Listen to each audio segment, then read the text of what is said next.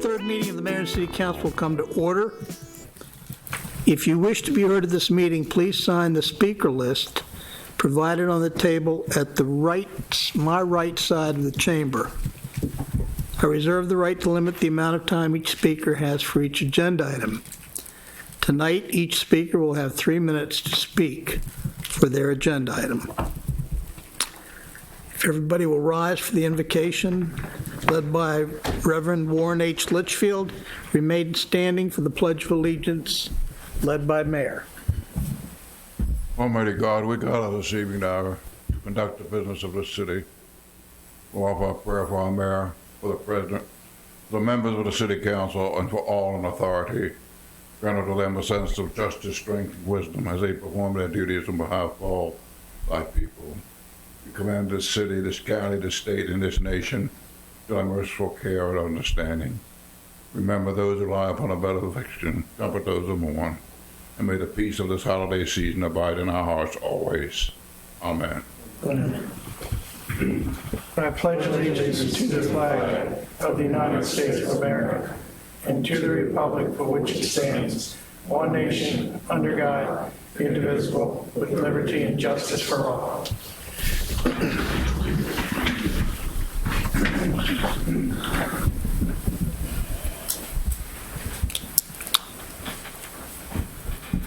Agenda item number 4, call the roll, Ms. Rowe.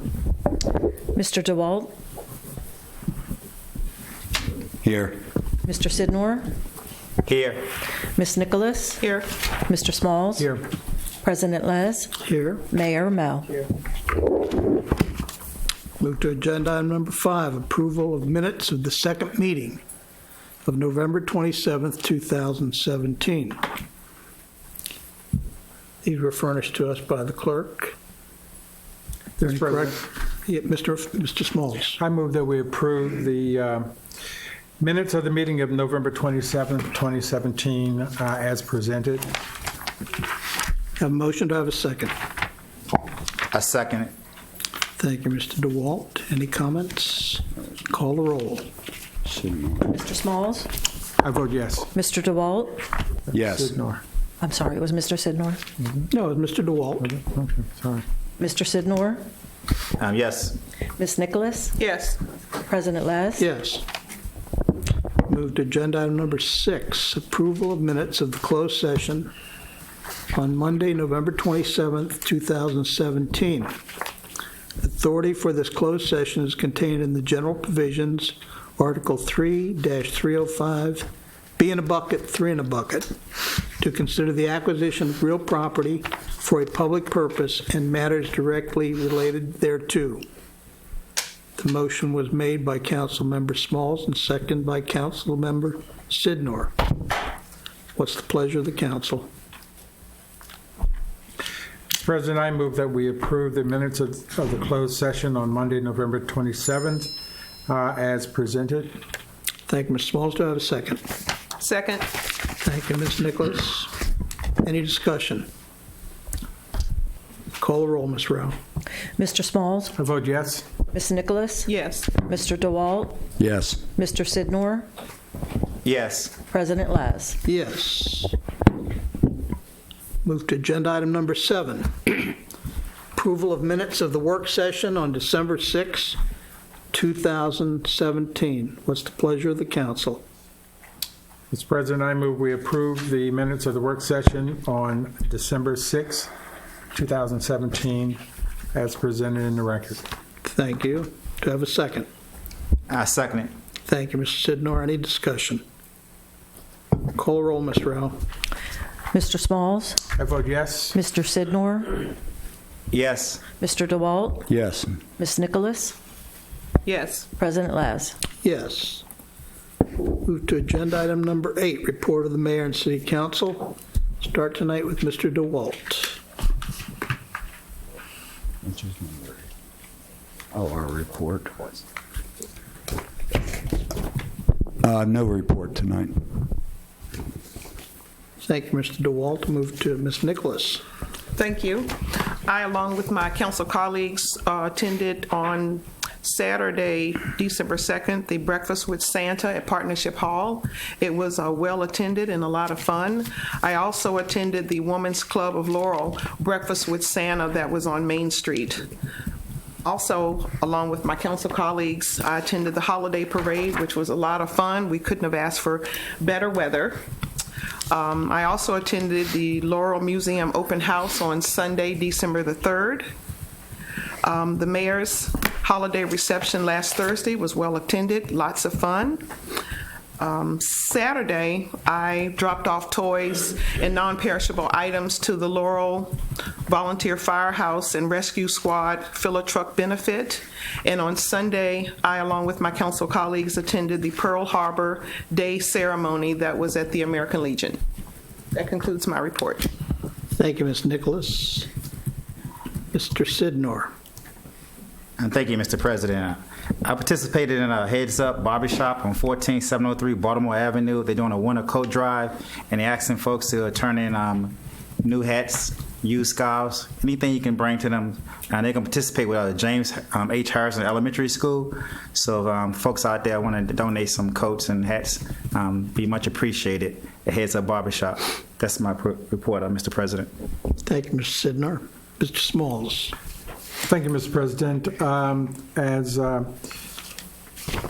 Councilwoman Nicholas reported, I also attended the holiday party for the employees as well as the parade and had a wonderful time at both events. I also attended on December 7th the Prince George's County Municipal Association's legislative dinner. And Mr. President, with your indulgence, I just want to go over a couple of highlights from that dinner. One of the things that was highlighted at this legislative dinner was many of the former presidents of PGCMA were recognized and honored, and I've had the pleasure of serving PGCMA as president on 3 separate occasions. But more importantly, PGCMA presented its legislative priorities, 6 of them, which is, I think, pretty ambitious, to say the least. But 2 of them I'd just like to bring to everyone's attention. One of them is protecting community development block grants.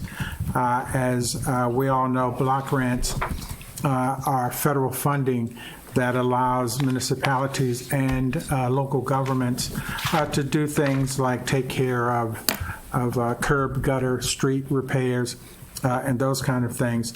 And we're looking for the Trump administration to give 100% of that block grant money to award it. There have been talk about a proposed 100% cut from the Trump administration of those funds.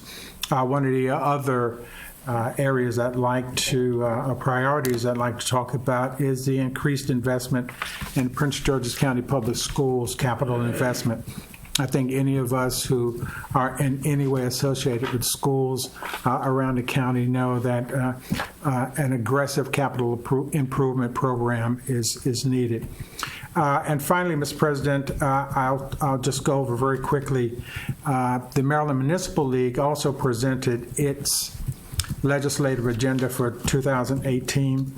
As we've heard over the years, the full restoration of the highway user monies to municipalities back in, I think, 2008.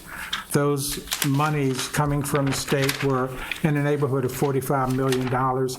Over the past several years, they've dwindled down to less than $10 million. That money is divided among our municipalities.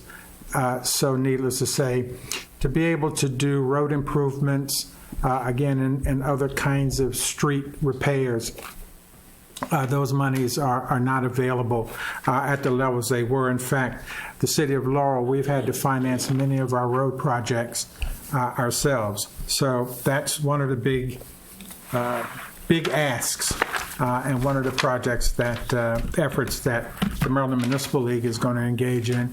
One of the other priorities is protection of personal data under Maryland's Public Information Act, and to ensure that municipalities retain authority over small cell equipment locating and permitting. And if anyone is interested in any of those those priorities, I'll be happy to share them. And finally, as Councilwoman Nicholas mentioned, I also had an opportunity to stop by the Laurel Fire Department, drop off some toys for tots, and I certainly encourage anyone who is able to drop by either our fire department or rescue squad to drop off in a box or give to a fireman, even to a policeman, any toys or articles of warm clothing. They go a long way. That's my report, Mr. President. Thank you. Thank you, Mr. Smalls. Tuesday, November 28th, I had the pleasure of attending the Capital Region Health Recognition Dinner for the various hospital boards and foundations at the hotel at the University of Maryland. Judge Philip Nichols was the MC, and amongst various members of the Laurel, Bowie, and Prince George's County communities, our Fred Frederick was recognized for his contributions to advancing health care in the Laurel area. Thursday, November 30th, along with Ms. Nicholas and the mayor, I attended the University of Maryland Medical System Regional Hospital Center groundbreaking at Largo Town Center. Kind of unique, they didn't toss any dirt, they just showed a picture. But that will be coming out of the ground in the old town center here very quickly. As was mentioned, Saturday, December 2nd, we had breakfast with Santa. And thanks to our Parks and Recreation staff for hosting this event each year. The children really get a charge out of it. As you heard, we had on December 2nd, we also had the holiday parade and tree lighting. And again, thanks to our Parks and Recreation and Public Works staffs for making sure that this is an enjoyable event for our citizens every year. On Tuesday, December 5th, I spent an hour briefing Arrow of Light Cub Scouts from PAC 1250 on the City of Laurel operations and how laws are formulated. Let's see, Wednesday, December 6th, attended the Laurel Board of Trade meeting at Partnership Hall. And on Thursday, December 7th, I had the pleasure of attending the Laurel Police Department Awards ceremony at Partnership Hall. Congratulations to all of our Laurel Police Department recipients. Thursday, December 7th, we had the mayor's holiday reception. It was good to see many of our volunteers in a relaxing social setting, and thanks to the Laurel Volunteer Fire Department Auxiliary for the great food. Friday, December 8th, I attended our employees' holiday party. The food was catered by Woodland culinary students, and it was great, and I understand we saved some money, because all we had to pay for was the food. Saturday, December 9th, attended the Pearl Harbor recognition at American Legion Post 60. Too few of our Pearl Harbor veterans and World War II veterans remain. We were lucky we had at least one from World War II attending the event. I want to thank our first responders who went through Laurel last night, took the man in the red suit around to wave to people. I know that there's a lot of, my wife looks forward to it every year. She went out both times I came by the house. Although the snow pretty much passed us by this past weekend, I've been reminded by Public Works to remind us all to be mindful when shoveling snow. Please do not shovel or snow blow the snow out into the street, because it interferes with the chemicals they're laying down to get the snow to melt. So just be mindful of that. That concludes my report. Mayor? Thank you, Mr. President.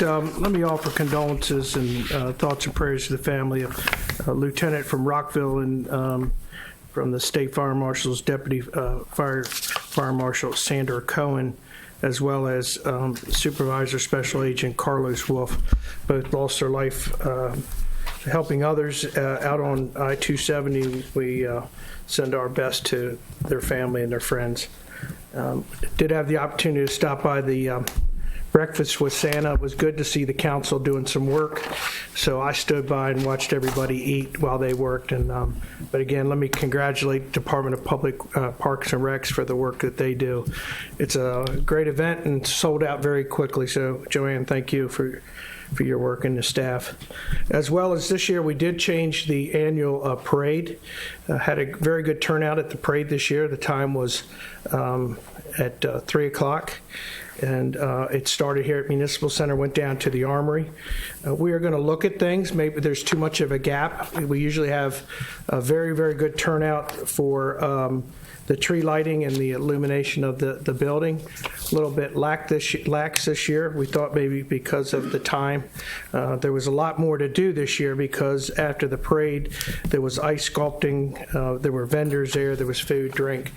And but just again, trying new things. We want to get people's feedback. So if you have some feedback, please let Joanne know from the Department of Park and Recreation. Again, Joanne, thank you all for the work you did.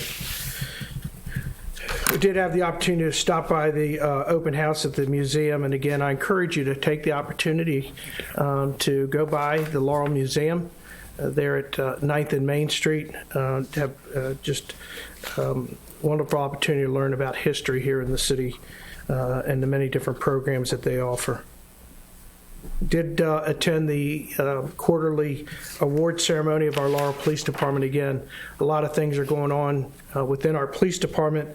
Many things they do on a daily basis. I think the chief has changed the way we're doing the awards program, trying to do them quarterly, and then there are some that come here at our council meetings as well. So I think the next one will probably be here at the Municipal Center. But again, congratulations to all the award recipients. As well as the employees, we want to thank them. We closed City Hall at 1 o'clock early to allow the employees to have their annual and holiday party. Again, just our way of saying thank you, and thanks to all the hard work they do day in and day out. Did have the opportunity to bring greetings to the officers with what they call Santa with a Badge event.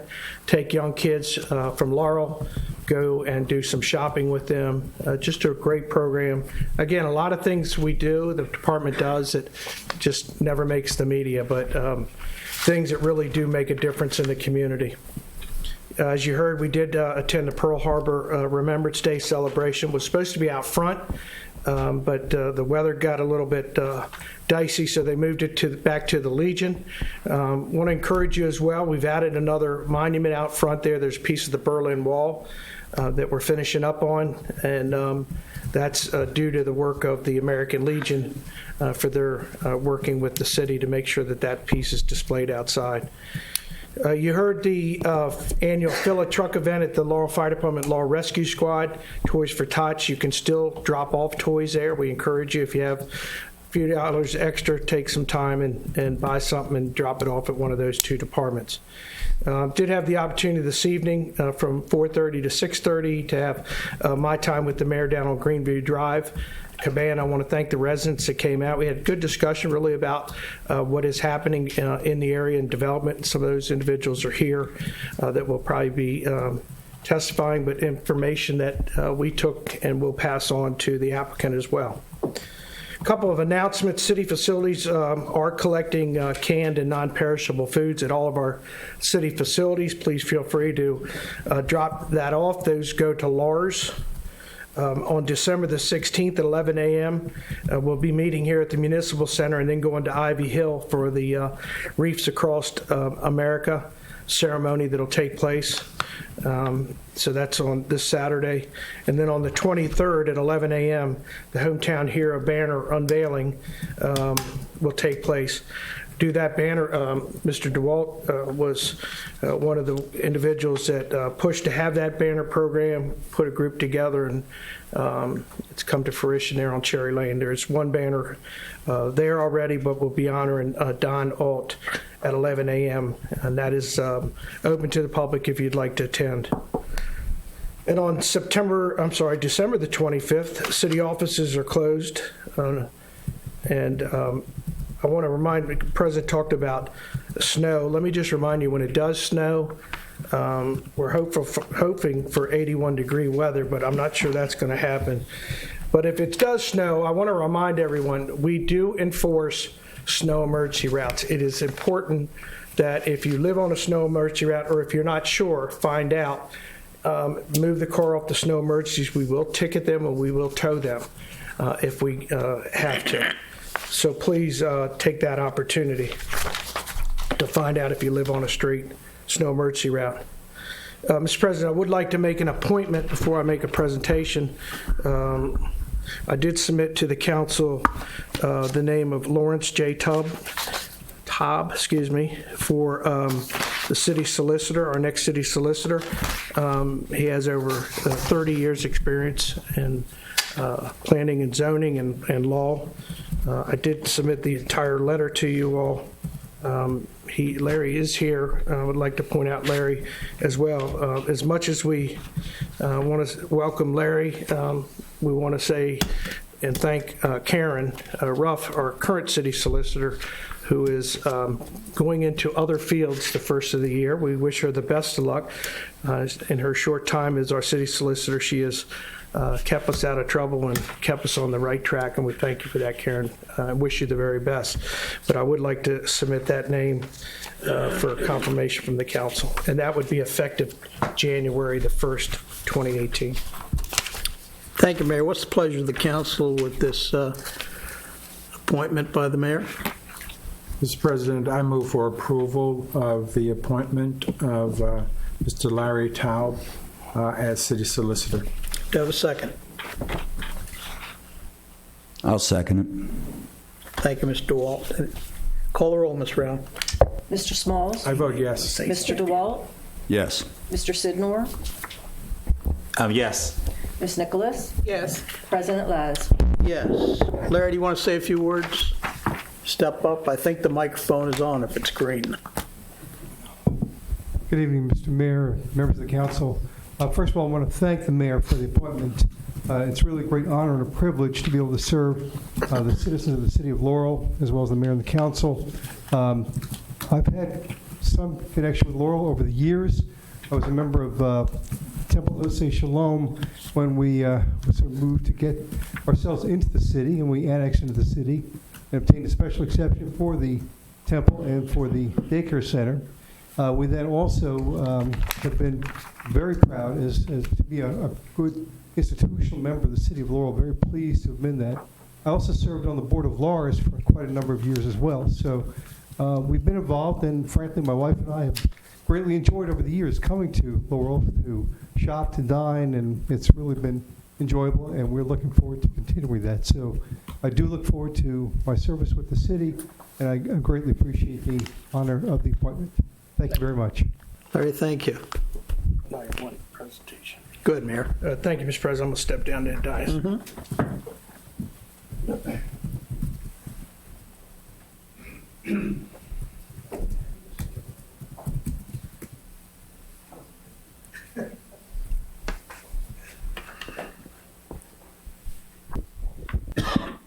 It's one thing about me, I know how to hack names up. They were mentioning it to me. So, Ryan, is Brian here? Yes. Come on up, Ryan. Wagshaw. Yes. You know why?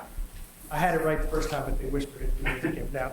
We want to first welcome Brian. We want to thank Brian. We have a mayoral citation for Brian in appreciation and recognition of your commitment to the Laurel community as the youngest all-state agent in Maryland and one of the top producers. Congratulations on your first successful year, and best wishes for continued prosperity in the city of Laurel.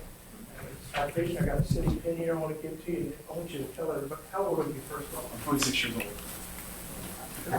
Glad we didn't guess ages. We offer a city pin that we give out. We're very proud of, and congratulations to you. So tell us all about yourself. Thank you. So I'm 26 years old. I started with Allstate about 5 years ago with my mom, who's also an agency owner, and the reason I got into this business. I chose Laurel as a place to open up my business just because it's where I grew up. I played basketball for so many years at the Laurel Boys and Girls Club, and this has been my home. So when it came time to pick a place to open up my business, I thought, there's no other place I want to be than in Laurel, and this was the area I wanted to come. I found such a great office to open up and build, and this has been such a great community for me since I've been here for the past year. I'm just looking forward to just many more years to come with Allstate and in the city of Laurel. So I'm off of Laurel Bowie Road, right next to the Family Dollar and the Supervest. So I'm in the old abandoned bank building that is now an Allstate building. So I have a huge Allstate sign that's light up. We've got a big sign that says Bulldog Insurance Group outside as well. So come on in for a quote, meet my wonderful staff, myself. I'd love to be able to help you out. He's working on next year's citations.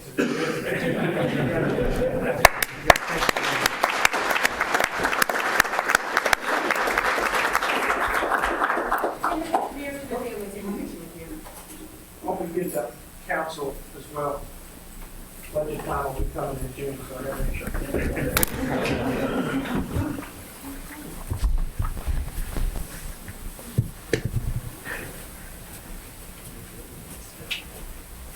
this all this family? Come on, probably get some of this stuff. They're gonna be in the way of stuff.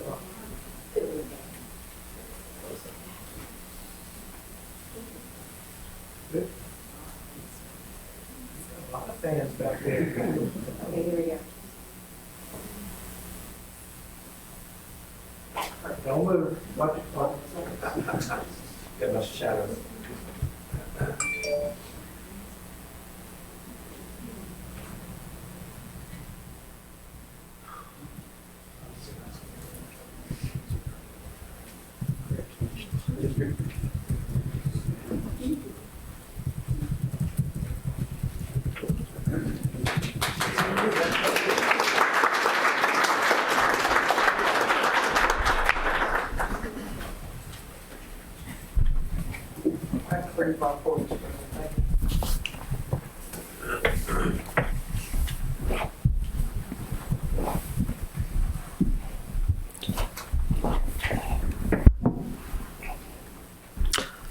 I'll note that the second meeting in December is canceled. Next meeting of the Mayor and City Council will be a work session on Wednesday, January 3rd, 2018 at 7 p.m. And the next regular meeting of the Mayor and City Council will be on Monday, January 8th, 2018 at 7 p.m.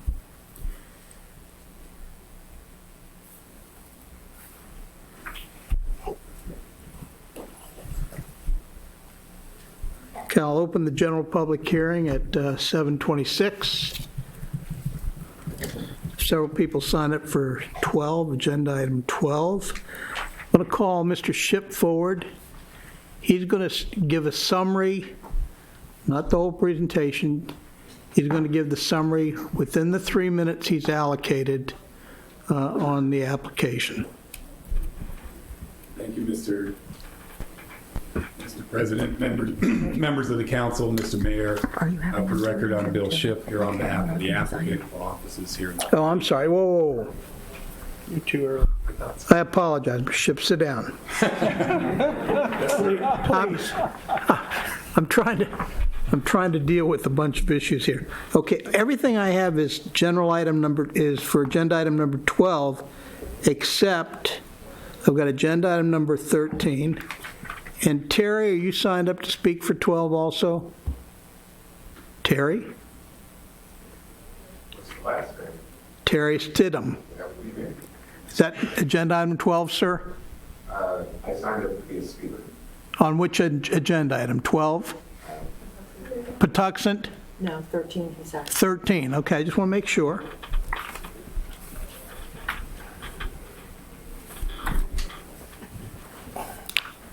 And Philip, you're signed up to speak for 12, is that correct? If Philip is the last name? Oh, I'm sorry. Odessa Phillip. Yes. I apologize. Yes, ma'am. Okay, 12. So everything's for 12. So I'll open the general public hearing at 7:28. I have no one signed up to speak at the general public hearing. Is there anyone wishing to speak? That would be me. I'm completely unfamiliar. I just signed up. They said in the back of the room to sign up if you wanted to be a speaker, if you had something to say. Okay, come forward, sir. State your name and address for the record. We'll get it straightened away here. My name is Terry Stidham. I reside at 8110 Chapel Cove Drive in Laurel. I'm new to Laurel, and I just wanted to share briefly of an experience that I had. I'll cut to the chase. No pun to the Laurel Police Department. There was a situation where a gentleman came to my home, no badge, no introduction, jeans, hoodie, backpack. Was intimidated, didn't want the situation to go down the road, so I decided to call the police. They reassured me that someone would come out to speak with me pertaining to the issue. That never occurred, but they did send a police officer to check the individuals out. When I called back, they assured me that it was just some individuals that were not supposed to be there soliciting. The individuals came to my home at 8:30 in the evening asking if I wanted roof repairs. Of course, anyone in the room would have probably called that suspicious. So I did what I thought was the right thing to do, and that was to report it. The police department didn't follow up on their promise, and that was to come and tell me what was going on. That would have assured me that the matter was resolved.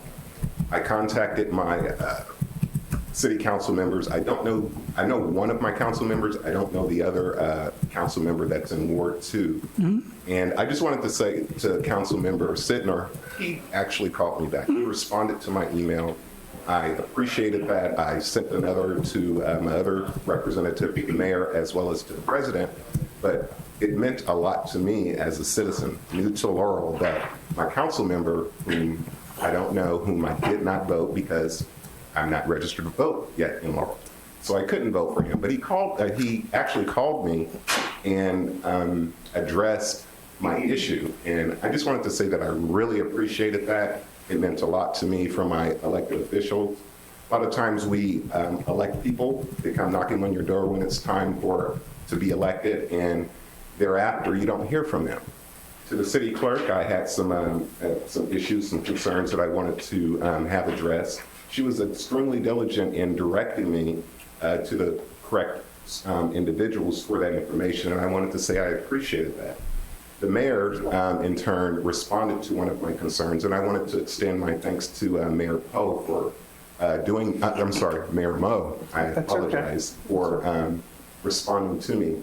It's important to me as a citizen and soon to be registered voter in the city of Laurel that my elected officials are responsive, that they do acknowledge your emails and not respond to those emails. It's important that if your constituent sends you an email and it's not within your purview to answer that question, to at least acknowledge that they received the email and that they're going to forward it on to the correct individuals so that it can be addressed. I'm disappointed at the ones that didn't respond, but I'm grateful that Councilman Sydnor did respond back to me. And I think we need more elected officials to do such. And again, I want to thank the city clerk, president, the mayor, and Councilman member Sydnor and the entire city council for what they do. I appreciate the police department. They did come back and responded to me afterwards, which I appreciate. It meant a lot to me, and I respect them. I think that they do a very, very hard job. They have a lot of work that they entail. But I just wanted to come down just to say I appreciate that. I appreciate you, Councilman. I appreciate you, Mayor Moe. I appreciate you, City Clerk, for what you guys do. You guys have a hard job, and I look forward to my stay in Laurel. Thank you. Mayor, let me, I want to first thank you for coming down. Appreciate that. Whether it's good or bad, we'd like to hear that. I do want to make sure the public does understand the police department responded to your call. There was a problem with you wanted to be seen. You wanted to follow up face to face. So there was some dispatch and I think issues that I think the chief is already addressing.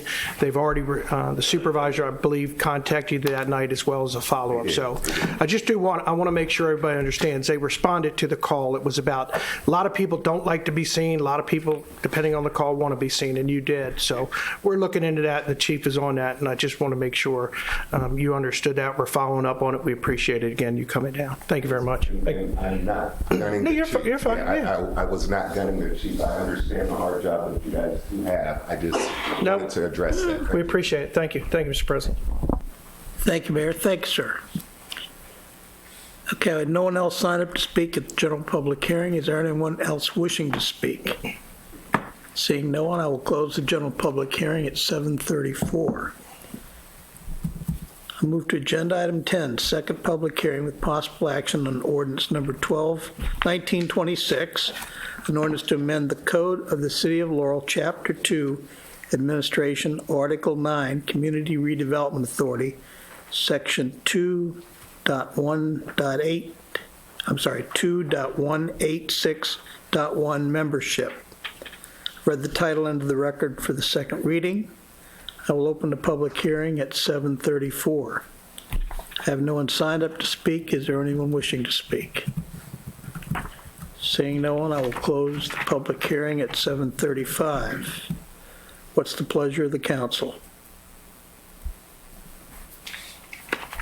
Mr. President, I move for approval of ordinance number 1926, an ordinance to amend the code of the City of Laurel, Chapter 2, Administration, Article 9, Community Redevelopment Authority, Section 2.186.1 membership. Thank you, Mr. Smalls. Do I have a second? I second that motion, Mr. President. Thank you, Mr. Sydnor. Any discussion? Call the roll, Ms. Rowe. Mr. Smalls? I vote yes. Mr. Sydnor? Yes. Mr. DeWalt? Yes. Ms. Nicholas? Yes. President Les? Yes. Mayor Mo? Okay, we'll move to agenda item number 11, mayoral appointments, reappointment, appointment of Donna L. Crary to the Community Redevelopment Authority, and the reappointment of Jamal Lee to the Community Redevelopment Authority. Mayor, do you want to say a few words? No, former Councilmember Crary's in the audience. I want to thank Don in particular for accepting this. There has been a lot of work that what we call the CRA has been doing, and I think it's important that, first I appreciate the council moving forward on the changes, which will allow me to appoint Donna Crary as a member of the CRA. And Jamal Lee is a local business member here in the community, does a great job on the authority as well, and really adds to it. So both are very good appointments, Mr. President. Thank you. Okay.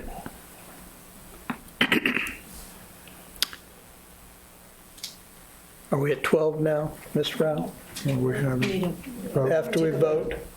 I'm going to note that this is consistent, this change is consistent with the initial discussions we had on the Community Redevelopment Authority, where there would be a council person involved for a period of time, and then we would move that person, the council person, off of the CRA and substitute a citizen. And we're just lucky that Ms. Crary did not run for re-election to the council seat, and more importantly, that she's an attorney.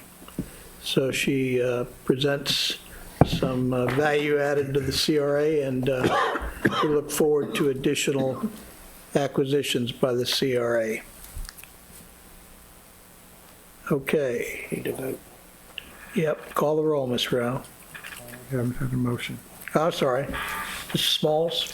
Mr. President, I am honored to move that we approve the appointments and reappointments to the Honorable Donna L. Crary for the Community Redevelopment Authority, and the reappointment of Mr. Jamal Lee to the Community Redevelopment Authority. Thank you, Ms. Smalls. Do I have a second? Second. Thank you, Ms. Nicholas. Any discussion? Call the roll, Ms. Rao. Mr. I Smalls? vote yes. Ms. Nicholas? Yes. Mr. DeWalt? Yes. Mr. Sydnor? Yes. President Les? Yes. Thank you. Congratulations, Ms. Crary. She's here somewhere. Second round. Yeah, there she is. She's waving at me. She can continue in that role. Okay. Move to agenda item number 12, introduction and first public hearing on ordinance number 1924, an ordinance of the Mayor and City Council approving map amendment application number 880 to amend the planned unit development plan for redevelopment of the Patuxent Golf Course into a residential community and providing an effective date. I've read the title into the record for the first reading. I will open the public hearing at 7:39. Now we'll come back to Mr. Shipp. He has agreed to make a very limited summary presentation of what he did at the work session. Go ahead, Mr. Shipp. Thank you, Mr. President, members of the council, Mr. Mayor. Again, William Shipp here today on behalf of the applicant. We're honored to be back in front of you. We appreciate the time that you've given to us so far. As you know, at the work session, we did a detailed presentation, which we've updated a little bit based on some of the feedback that we got at that meeting, and we will be presenting it again to the Planning Commission tomorrow night. That presentation, as updated, will hopefully be brought forward in your record. We've already given a copy of it to your staff, so you'll have that available for you at the final meeting.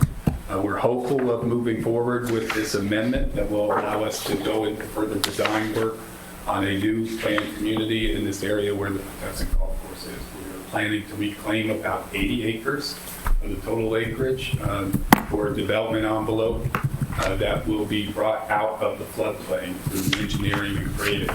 But I want to stress that that process is very lengthy and detailed in addition to the land use and approval process that this council and the Planning Commission goes through. It's a technical review of the floodplain study that's been submitted to your staff with the emergency and floodplain management. That study is being referred to an outside consultant, I understand, for the city for technical review. At that time, once that's reviewed, if we're fortunate to move forward, it would be referred to the Maryland Department of the Environment for their confirmation and review prior to any permits being issued. And ultimately, once the city and the state agencies agree, that would allow us to submit for a request to update the FEMA floodplain maps, which would not only bring our property partially out of the floodplain, verified through engineering, but also would address the adjoining neighborhood, which I understand has had some trouble with some of the properties being classified as within the flood zone. That is part of the proposal to allow this development to move forward, and we're committed to doing that process. Additionally, Prince George's County would be reviewing the site for stormwater management because right now the site as a golf course is not designed in compliance with current regulations. It really does not have stormwater management. The water is retained within the fairways and the grass areas of the golf course. We would be managing that stormwater management or that stormwater runoff as required by law. We would comply with all regulations in that regard. We'd communicate with your staff and with this council and the Planning Commission and the neighborhood as much as needed. We've also done a detailed traffic analysis to look at the capacities as required by the State Highways Administration and your staff. We did receive concurrence from State Highways with our report, but we did get some feedback from some citizen meetings that we had about some operational issues out there at 197 Clubhouse Boulevard, and we talked about that in the work session, and we've looked at that, and we think we might be able to do something to add a right turn lane to help the traffic flow there. We'll be presenting a slide on that tomorrow night. Finally, we're putting a lot of emphasis on design of the site for aesthetic, retaining aesthetic quality to retain some of the water features existing in the golf course, and also to have exercise trails and hiking trails and lots of naturalized plantings, and then very much a quality design of the single-family houses and townhouses proposed, which you saw on the slides and will see tomorrow night. This is a planned community. It is meant to fit in, and we're hoping to be a part of this area, and we're developing at lot sizes and densities compatible with what was allowed in the PUD. I tried to keep it short, Mr. President. I'm here for any questions, but we're pleased to be at this stage and hopefully moving forward to the next stage. Thank you, Mr. Shipp. First person signed up to speak. Let me just say this. If there's any questions that are raised by any speaker, the administration will respond in writing. They won't be responding tonight, but they will respond in writing. I'll call first James Smith, 9320 Creekview Drive. Sir, if you'd state your name and address for the record again, please. My name is James Smith. I live at 9320 Drive, Laurel, Maryland.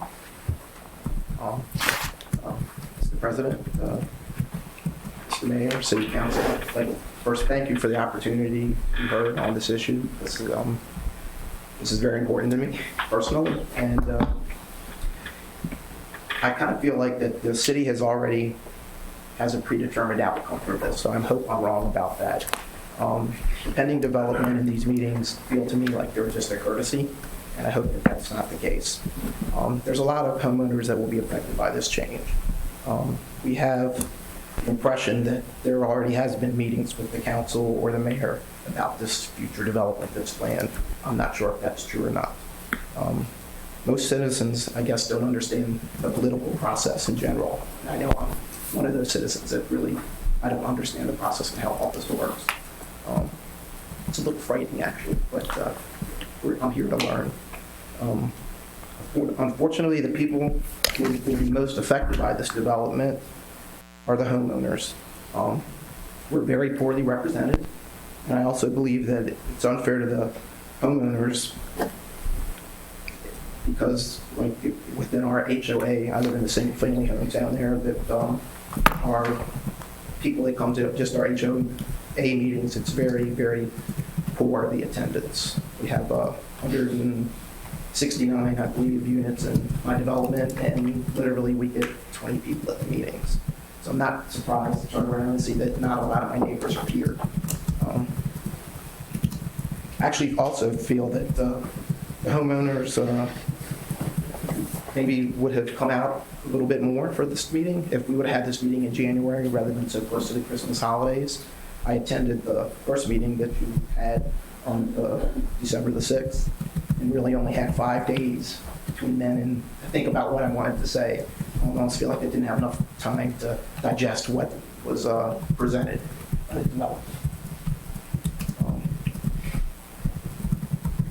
This is a major development which will cause major changes to a lot of people's lives and affect the community that I moved into, that green space that I enjoy so much. We also believe that there's things that need to be considered. Even though there was a traffic study done, I don't believe that these 450 units are going to have a bigger impact than what's indicated. Because in my neighborhood, I know we have 2 to 4 cars per household. So you have up to 450 units that are being planned to be built, and that could add anywhere from 1,000 to 1,500 cars on the road at any given time. We only have one entrance on Clubhouse with a traffic light. There's been several fatality accidents, one just a couple months ago that I actually almost witnessed that it happened, and that's bad because it's a bad intersection. The flow of traffic there is very poor, and also that at the other exit at the end of Greenview, there's no traffic light there, and you can only go one way onto 197 there. So really you have one way in and one way out of there. That's a lot of people to put into that small space.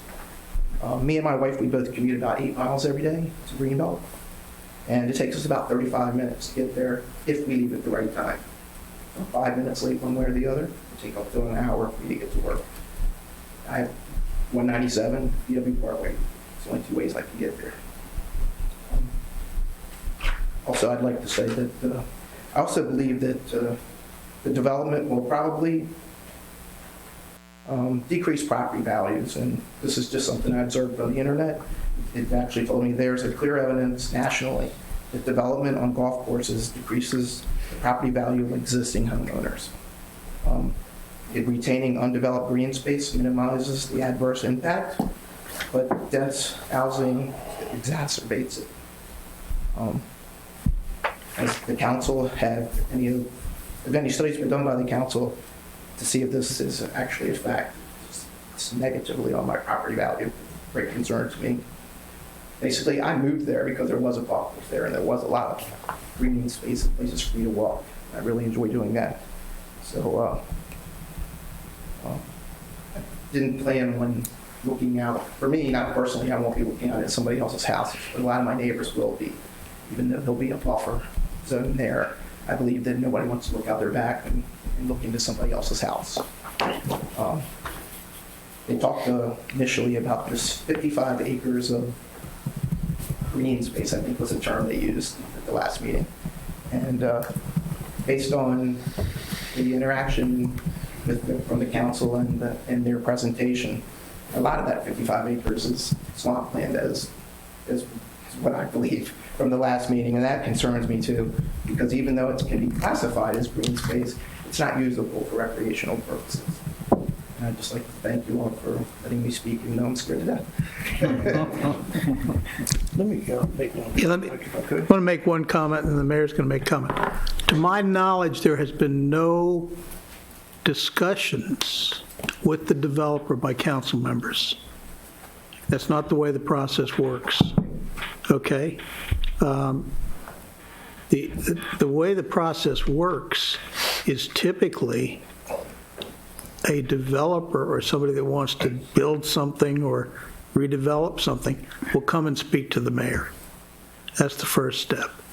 Then, once you have something that's been introduced in front of the council, that precludes any further ex parte conversations between a council member and anybody that has an interest in it. We're going to listen to testimony here tonight. There'll be another opportunity for testimony at the next meeting with possible action. There's going to be testimony tomorrow night with an extensive presentation at the Planning Commission. And again, but let me assure you, to my knowledge, there's been no discussions between, and I'll speak for my council members unless they want to interrupt and say that's not the case, between the council members and the applicant, okay?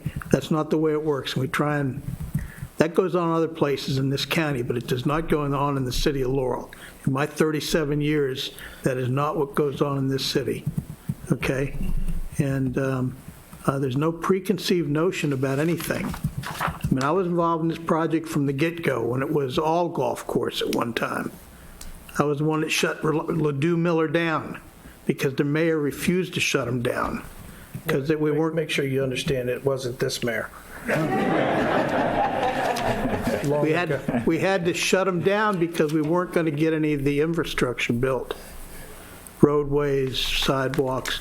As it was, we didn't get the full measure. We had to pay for some ourselves. But again, I've been involved in this project since the get-go. I'm very familiar with the property. I'm actually familiar with the property on the other side of the creek, too, because the city owns a piece of property over there behind the Amish, primarily swampland. As I said last meeting, and I'll just mention this, swampland has value in looking at the watershed. It does certain things. I'm not an expert, but I do have familiar with the watershed. Okay, so the fact that it's green space, it counts as green space, whether it's upstream wetlands or it's swamp or whatever. But again, let me come back and say that again. To my knowledge, no council member has had any offline discussions with the developer. I believe it was the statement that was made that there was a meeting that had taken place.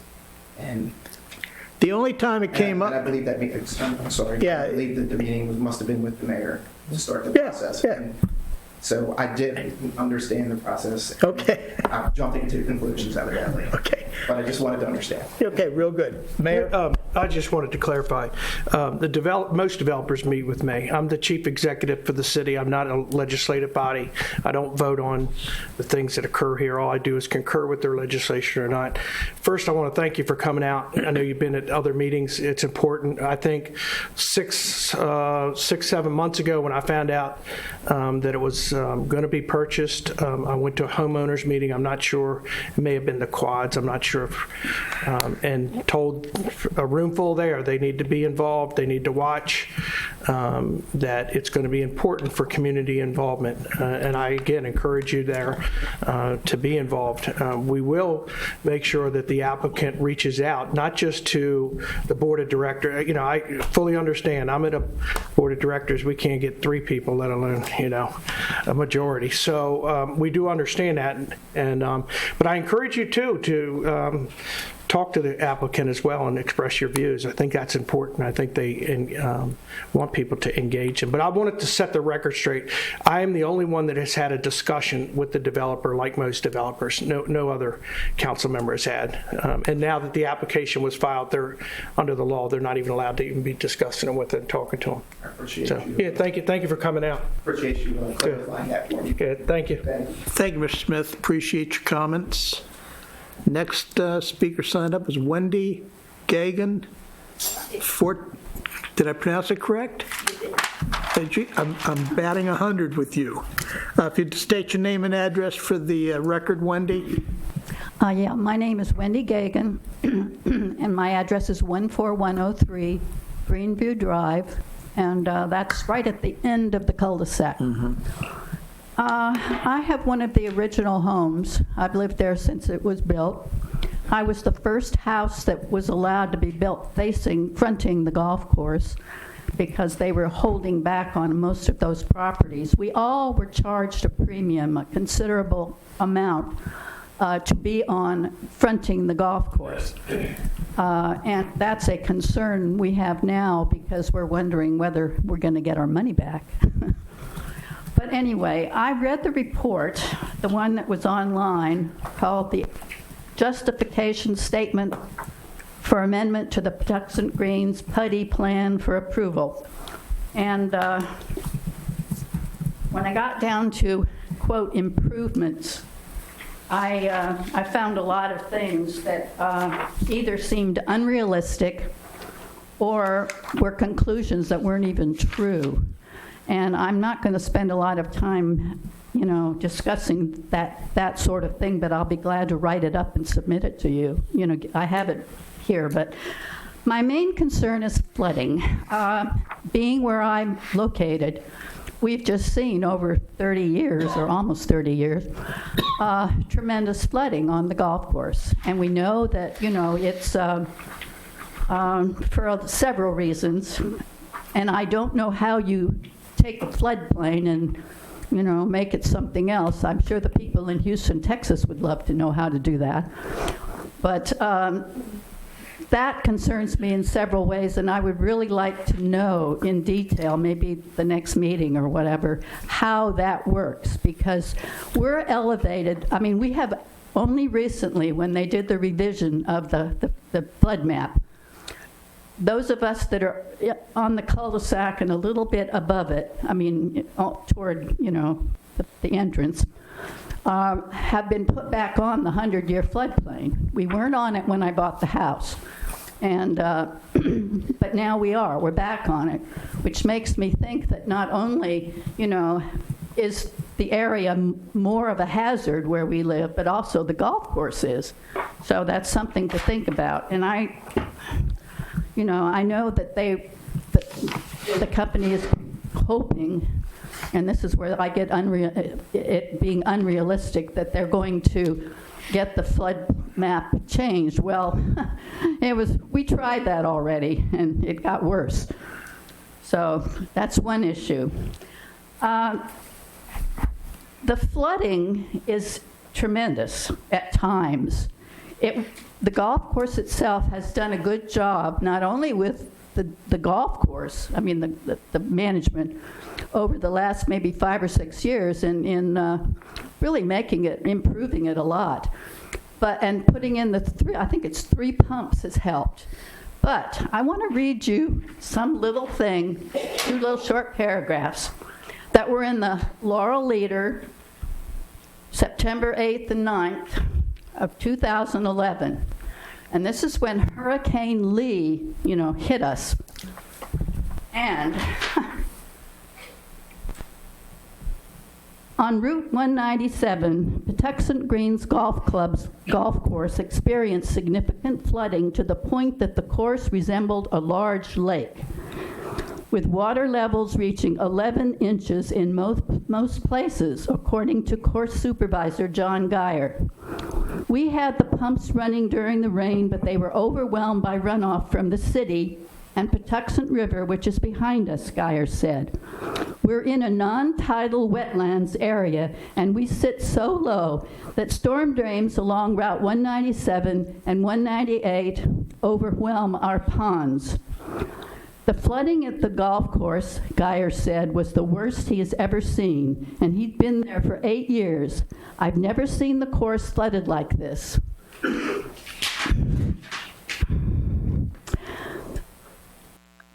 The water had no place to go. It was like trying to fill up an already wet sponge, he said. The high waters also affected the basement of Patuxent Greens clubhouse. And Geyer said they had to use 3 pumps and hoses for several days to clear the water up. We will lose a lot of the turf because grass needs air just like we do, and the course was so saturated with water. This thing has had us working around the clock.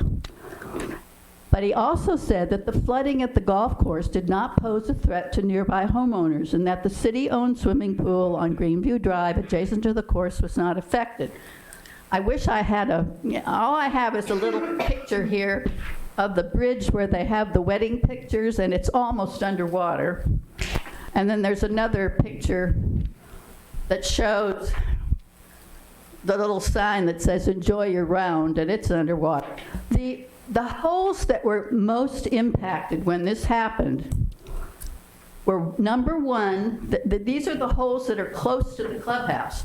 Number 1, number 2, number 3, and then 12, 13, 14, and 17 were totally underwater and only the tees and the raised greens could be seen. So, I mean, this isn't the only time this has happened, but I thought this is, 5 years ago. And we see the flooding coming, off of at the end of the street there, gushing into 17, which is often flooded. And I remember when I was playing golf that we tried to dig a ditch across, there was a proposal to dig a ditch across 17 so the water could flow into the refuge. And they wouldn't allow it because that's, contaminating the refuge. And my concern is no matter what is behind, is on the golf course, you're still going to have flooding. And you're going to have, if you had this kind of flooding with these houses, I would be concerned about, backups of sewage in people's houses and all over the golf course. Things like this can happen. And then what do you say to the federal wildlife people and so on? Anyway, we are concerned that if there are changes made to the floodplain of the golf course, it might affect us because we're high enough that it, really has never affected us. It's never come up into our yards or anything, even at its worst. But if you play around with this stuff, who knows what's going to happen. Anyway, that's all I have to say. Ma'am, could you give me the dates on that again, that Laurel leader? This Laurel leader, I don't have a date on it, but it was We have it. I can get September it for 8th and 9th. That was when, they were writing about, so it would be right at that time. That's 2011? Pardon me? 2011? Yeah. Okay, thank you. Yeah, Hurricane Lee. Thank you, Mrs. Gagin. Thank you. Next person I have signed up to speak is Jay Lafitte. I know I didn't do that name justice. I apologize. If you'd state your name and address for the record, please. Janine Lafayette, Player Drive. Okay. Hi, I am actually a resident and a board member that the mayor referenced in speaking to. And actually the meeting he was referencing is actually our flood meeting we were having with the development. I represent Village of Patuxent Greens. We have been dealing with this for almost a year and then dealing with now the possible development. As my lovely neighbor just pointed out, the flood will cost us over $1 million over the next 10 years. And the information that we were provided from the developer and the information from the working sessions does not show me anything within the justification, how we'll mitigate the flood, how we'll work with the city council for stormwater, how we'll correct these issues, and go through the traffic of the one-way entrance. The state of Maryland has already done a traffic study and is also going to add a right-hand lane based on that fatality that our lovely people have already contacted the city with and contacted the state. We're not seeing any changes or any benefits that's going to benefit us or the other property protecting the land. We met once with the developer to go over this, and he, presented his things. We've noticed that the property line has been adjusted because we had some issues about the property line, but this actually be closer to our player Trevino and Sneed. And so that is a 40-foot buffer based off the diagrams that was presented in the working session will be all grassland, and that will be exactly right up on our houses and create almost an alley effect, which again will be unsafe for our residents. We won't be able to, then we'll be looking directly into other people's houses and trees. And getting back to the flood issue, we're not seeing, again, mitigation because we weren't touched by Lee, we weren't touched by the derecho, we weren't touched by any issues. We had very light flooding if at all, when it rains. So I'm just going back to basic physics of water displacement. So how are we going to, if you're adding 450 houses, an already saturated land, and you're building this, if you're filling it, one, where are you getting the fill from? And how is this going to be done? Is it going to create a slope effect that's going to end up hitting Patuxent Glen and Greens of Patuxent and creating a bigger issue that the city will have to deal with because those are city roads that run through our property. And right now, the only half of our property that's in the flood zone is that adjacent to the golf course. Nicholas and Palmer are high enough that they're out of the floodplain.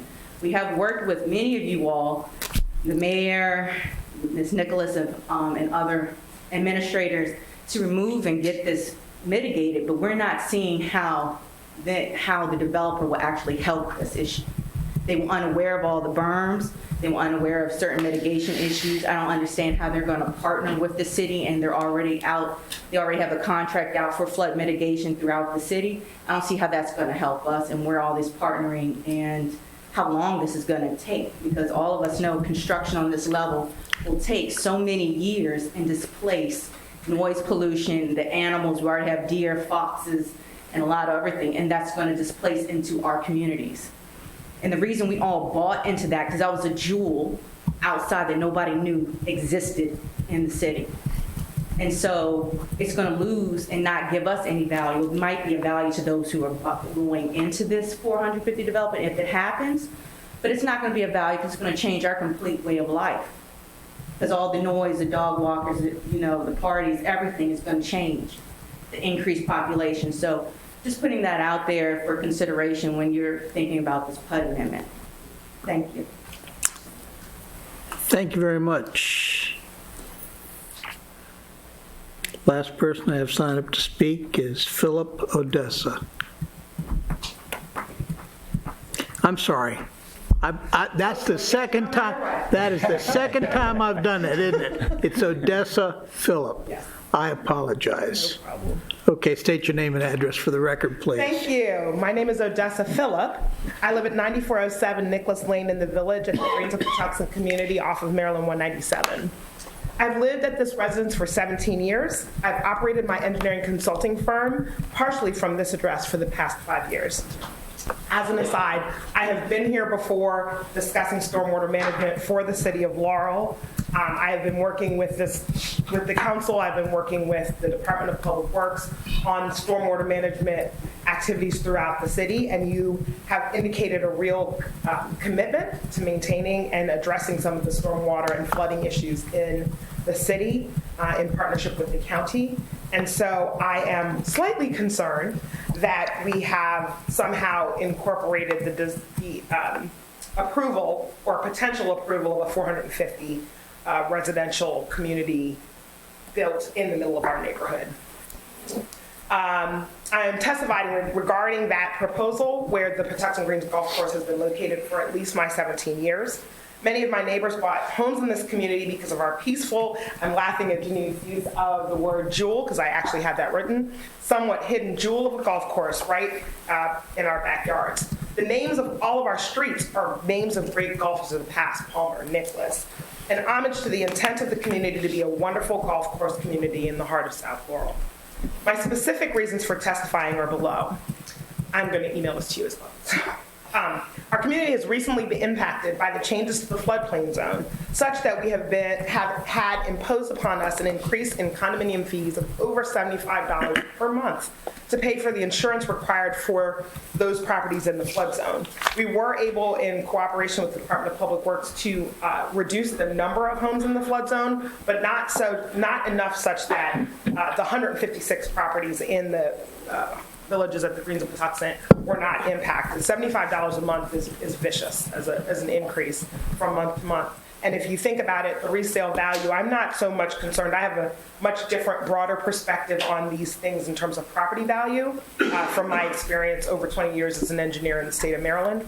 However, I do know and have concern about the resale value when you have a condominium fee that's over $300 a month. Being able to resell to other properties that may be in the community that are being built that will be newer, that will not have a $300 condo fee because they are starting from scratch. So they're in a little bit better position than we will be.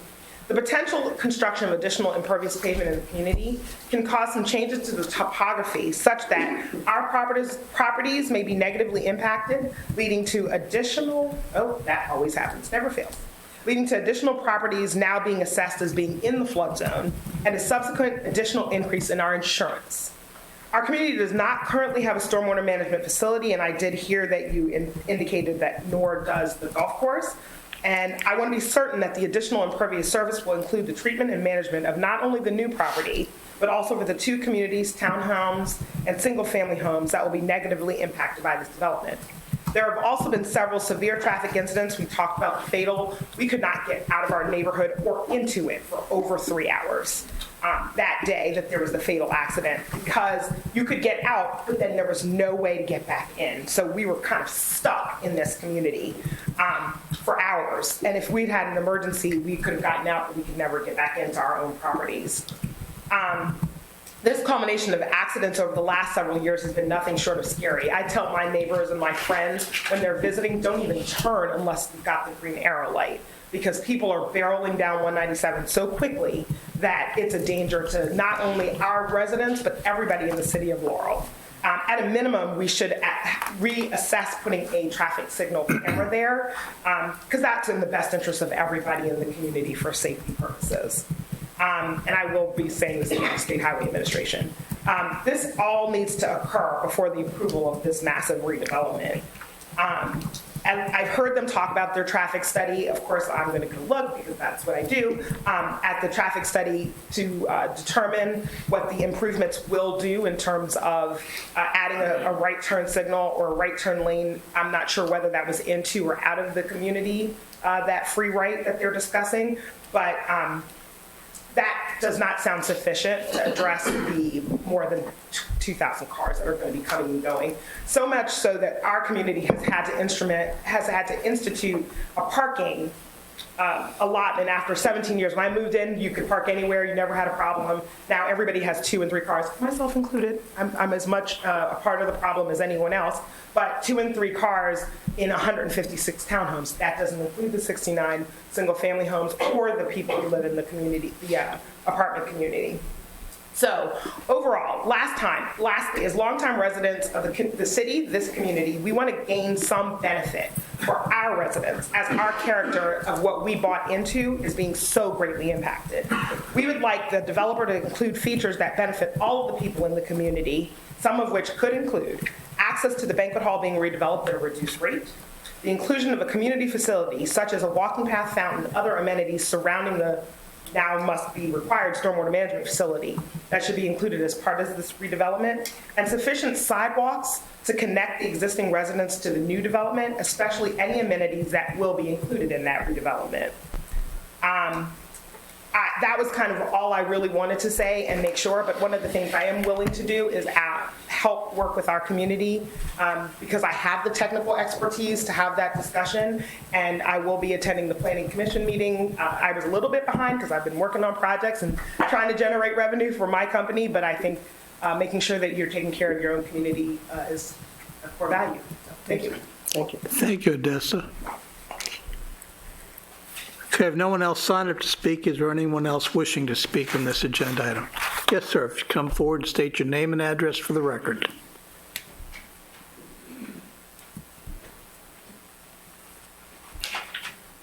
Yeah, my name is Glenn Olson. I live at 14223 Greenview Drive in the single-family houses.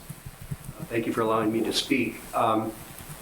The plat that I've seen from the developers have townhouses basically right up close to and overlooking next to the single-family houses. And these, I assume these townhouses, if they're built, the three-story type townhouses they build now, they're going to tower over the single-family residences. And basically the single-family residents are going to look out on a wall of townhouses. The addition, again, that other speakers have talked about, 900 plus cars to the existing exit clubhouse is going to mean we're going to require possibly several light cycles to work out of the subdivision as it currently occurs. Also, the way the traffic is going to be configured, these 900 plus cars are going to be going down a new highway or a new roadway where we have an existing parking lot for the city swimming pool and cabana, and there's a lot of pedestrian traffic around there, people walking from the townhouses, the apartments, houses to the swimming pool, and we're going to have 900 more cars driving down this area. The townhouses that are going to be developed, maybe the developer should consider doing something similar to what we already have, the quad house townhouses that we have in the community. That these are two-story units in groups of 4. They're very compatible, I think, with the single-family residences that are nearby. And again, the houses in our community range usually under 2,000 square feet. Well, my house is 1,400 square feet.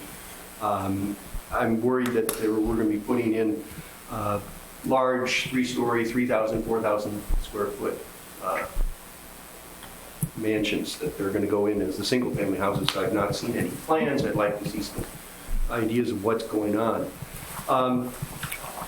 And the last thing to speak about is the flooding issue. The city park, which is next to the tennis courts, it's a small 3-acre park, and I live on basically the 18th green there. That's often underwater, not necessarily in hurricanes. 4 or 5 inch rainfall will cause that whole area to be underwater for several days sometimes. Recently, I wasn't home, but my wife was, and Laurel police came around at 2 o'clock in the morning. I'm not complaining about the police, they were doing their job, but they suggested that she evacuate because they were releasing water from the spillway and there was a danger that the dam upstream was going to fail.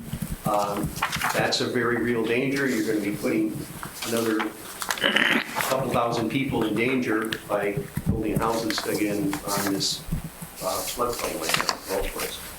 Thank you. Thank you. Thank you, sir. Is there anyone else wishing to speak? Seeing no one, I'll close the public hearing at 8:17.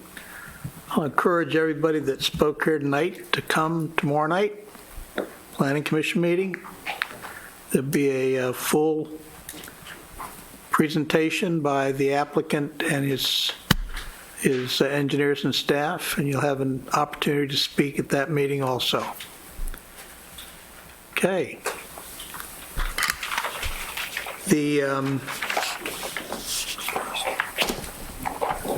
Close the public hearing at 8:17. The second public hearing with possible action is scheduled for the Mayor and City Council meeting on Monday, January 8th, 2018 at 7 p.m.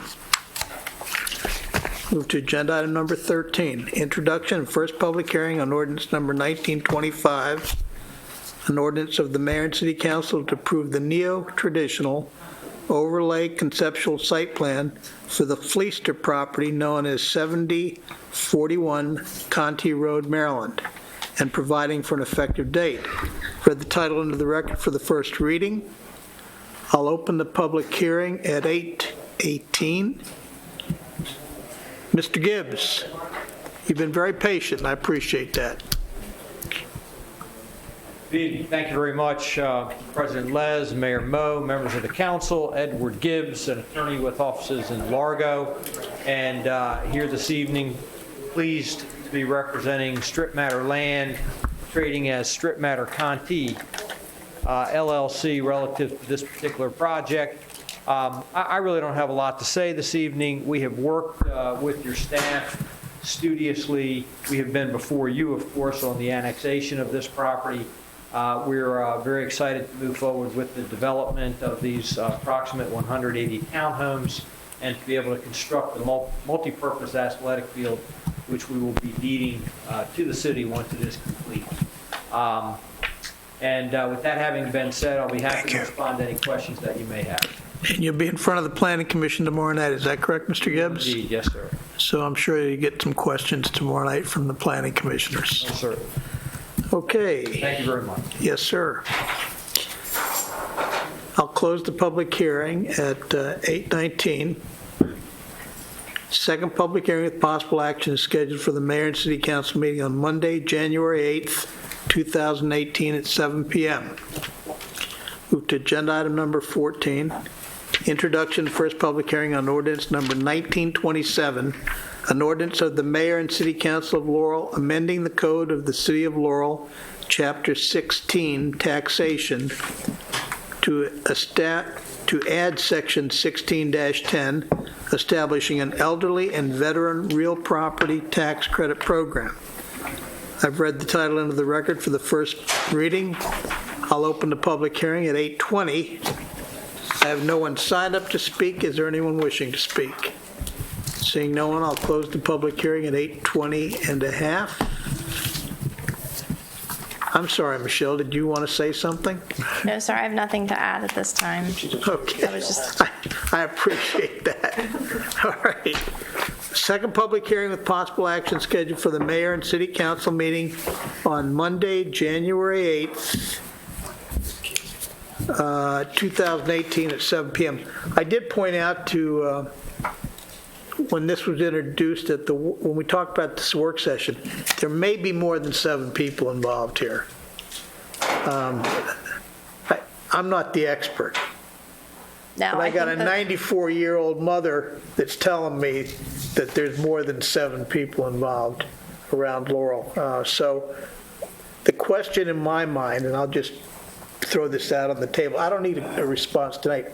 How will you determine that? Because many of those people do not claim the senior credit from the county or the state. So you need to think about that, Michelle. Okay? Yes, that is going to be a difficult one to project outreach ahead of time. And like I said, the county offers a disabled veteran tax credit, but not an elderly. So the information that they have is countywide is $24,000 worth of credits across the county for that. And I think we'll see some residents want to take advantage of this. Yeah, I think we're up to my mother-in-law. We're up to a count of about 13 or 14. Okay, good. That we could think of just people that we know. But obviously we'll get the word out, but we are prepared to administer the program in my office. Okay, so we've closed the public hearing. There's possible action scheduled for the mayor and city council meeting on Monday, January 8th, 2018 at 7 p.m. Move to agenda item number 15. Introduction and first public hearing on ordinance number 1928, an ordinance of the mayor and city council of Laurel amending the code of the city of Laurel, chapter 16 taxation to add section 16-11, establishing a public safety officer real property tax credit program. I've read the title of the record for the first reading. I'll open the public hearing at 8:23. Have no one signed up to speak. Is there anyone wishing to speak? Seeing no one, I will close the public hearing at 8:23 and a half. Do you have anything to add, Michelle? Not at this time. Okay. Second public hearing with possible action scheduled for the mayor and city council meeting on Monday, January 8th, 2018 at 7 p.m. If nothing else to come before the council, meeting's adjourned.